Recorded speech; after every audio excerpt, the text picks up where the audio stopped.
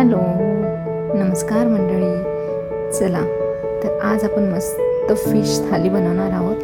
तर मी अगदी ताजी सुरमई मला मिळाली, तर मस्त मी सुरमई आणलेली आहे. ती छान साफ केली. नंतर आपले काही घरगुती मसाले आहे, आलं लसूणची ठेचलेली पेस्ट आहे, त्यात सर्व मसाले मी ॲड केले. हे आपलं कोकमचं पाणी घेतलेलं आहे ते त्या मसाल्यांमध्ये टाकलं. नंतर ते मसाले जे आहे ते आपण छान सुरमईला लावून घेणार आहोत. इथे मी करी पण बनवणार आहे आणि फ्राय पण बनवणार आहे. तर बघा मस्तपैकी मी ते सर्व मसाले सुरमईला लावून घेतलेले आहे आणि मस्तपैकी तव्यावर मी थोडंसं लसूण आणि कढीपत्ता टाकून ती सुरमई छान मी तांदळाची पीठ आणि रव्यामध्ये घोळून मस्त फ्राय केली. त्यानंतर काही अजून पीस मी बाजूला ठेवले होते, बघू शकता तुम्ही.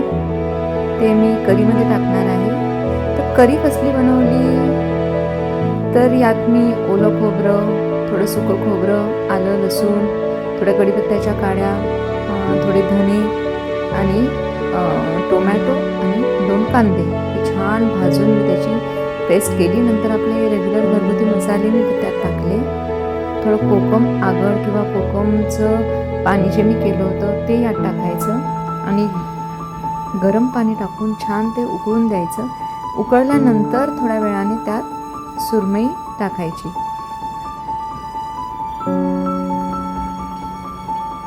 बघू शकता मसाल्याला तेल सुटलेलं आहे.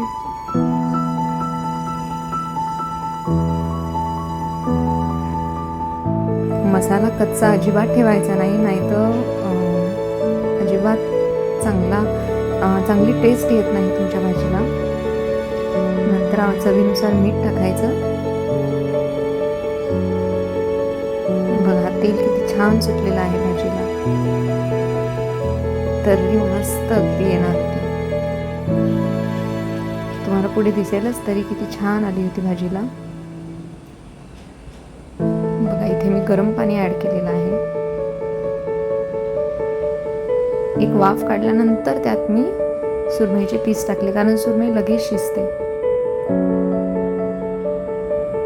किती छान तरी आली आहे, बघू शकता तुम्ही मंडळी. यासोबत मी सोलकढी पण केलेली आहे. त्याची रेसिपी जर तुम्हाला हवी असेल तर प्लीज मला कमेंट करा, मी नक्की ती शेअर करेल. आणि हो, मी ही जी काही सुरमई फिश थाली बनवली आहे ती तुम्हाला आवडली असेल, माझं व्हॉइसवर तुम्हाला आवडलं असेल तर प्लीज लाईक कमेंट सबस्क्राईब करा. मी अजून अशा छान नवीन रेसिपी तुमच्यासाठी घेऊन येईन. इथे बघू शकता तुम्ही मी सोलकढी पण बनवलेली आहे.